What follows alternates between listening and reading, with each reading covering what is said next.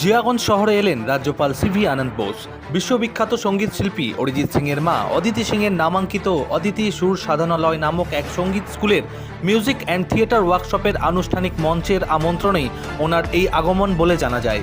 মুর্শিদাবাদের ছোট্ট শহর জিয়াগঞ্জে আসার জন্যই রেলপথে তিনি এসে পৌঁছান বহরমপুর শহরের সার্কিট হাউসে এবং সেখান থেকেই সরাসরি এসে পৌঁছান জিয়াগঞ্জ শহরের মহাবীর জৈন কালচারাল হলে অনুষ্ঠিত অদিতি সুর সাধনালয়ের মিউজিক এবং থিয়েটারের ওয়ার্কশপে। এই ওয়ার্কশপকে ঘিরে শহর জুড়ে ছিল ব্যাপক উন্মাদনা।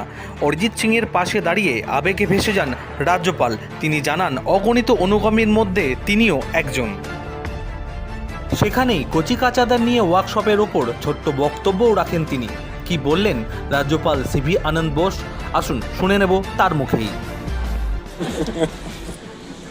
I can also share a very pleasant secret with you, my young children here, assembled here.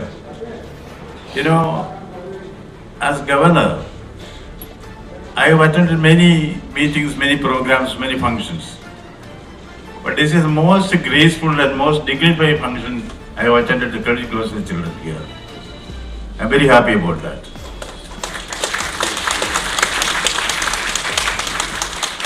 নতুন প্রজন্মকে সঙ্গীত ও থিয়েটারের প্রতি আকৃষ্ট করা এবং প্রতিভা বিকাশের লক্ষ্যেই এই ওয়ার্কশপ ছিল বলেই জানা গিয়েছে। Bureau report, Bangla news.